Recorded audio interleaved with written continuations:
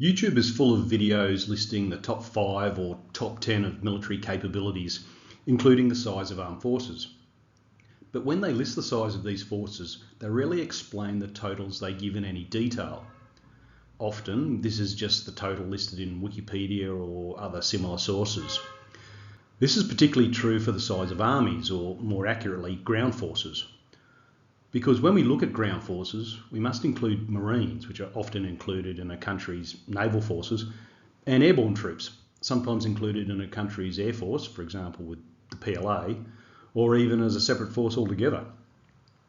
And then there is the question of reserves to add to the total of active or permanent ground forces. Now, not all reserves are highly capable and ready for combat in a short period of time. Indeed, some reserves might be 50 years old and haven't done any serious training for 10 years. These reserves would not be operationally effective for a long time, and so we shouldn't include all reserves who are technically liable to be called upon when looking at the number of troops a country would be able to deploy during the initial stages of a conflict. And then there are certain paramilitary forces which perform critical roles both during and before conflict, including main supply route protection, rear area security, and guarding critical infrastructure, thereby releasing the Army for operations on the front line. This briefing relies primarily on the International Institute for Strategic Studies military balance for figures. G'day and salutations. Today's briefing, the top 5 largest armies, or more accurately ground forces, ready for combat. Stay to the end of the briefing for an important caveat. Also, please like, subscribe and share, and hit the bell icon to get notifications of new briefings. So we start with the 5 largest active or full-time military ground forces. At number 5, Pakistan, with an active army of 563,000 troops. At number 4, the United States. This is the total of the US Army and the US Marine Corps. Note, in reality, this total would be a little lower than 640,000, as this includes personnel supporting the Marines' fast jet and transport aircraft capabilities. At number 3, China. Now, this total includes not just the PLA ground force, or their army, but the Marines, which are part of the PLA Navy, and the airborne troops, which are part of the PLA Air Force. Note, the PLA also has a joint logistics support force of around 100,000 personnel, which supports not only the ground force, but also the Navy, the Air Force, the PLA Rocket Force, and the People's Armed Police paramilitary force. So a portion of that would be also part of the ground troops. Of note, while conscription is authorised in China, the PLA is essentially a volunteer force, as they have enough volunteers to fill requirements. At number 2, North Korea, with an army of approximately 1,100,000 troops.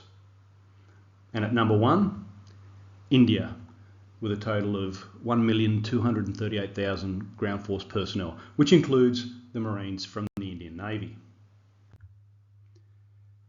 Now we add the ready military ground force reserves to the active component. Now, these reserves are the best trained and equipped of the reserve forces with recent refresher training.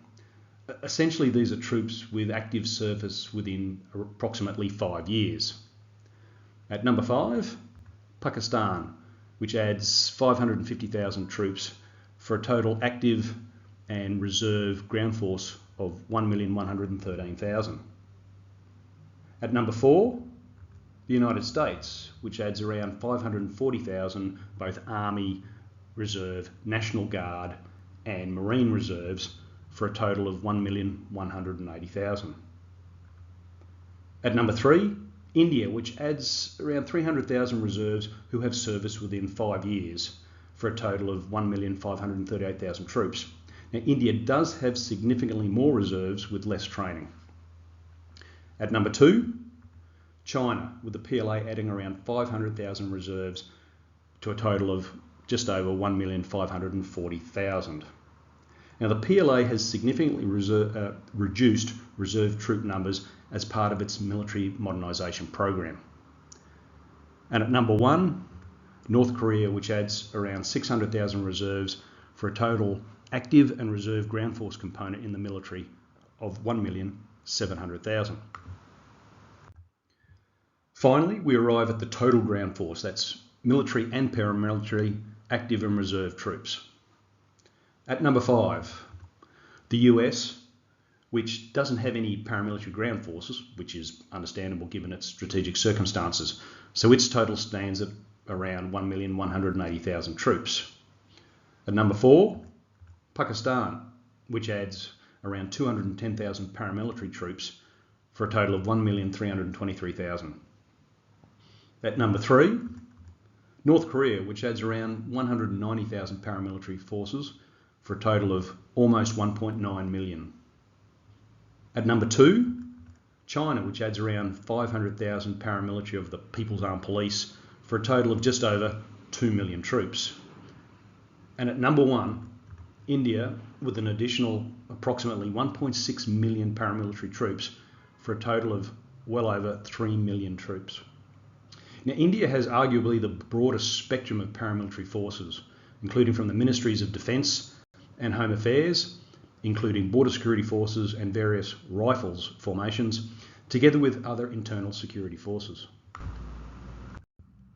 In summary, the total number of troops often given in the press or on YouTube simply lists the strengths of a country's army, often omitting Marines, included under Navy personnel totals, and airborne troops, sometimes found in Air Force personnel numbers. Additionally, adding gross numbers of all former conscripts who have had service liability until the age of 60 provides little valuable information, without looking at the potential effectiveness of these troops. This briefing has not looked at the quality and quantity of equipment within these ground forces, nor their levels of training beyond those reserves who have had recent full-time service.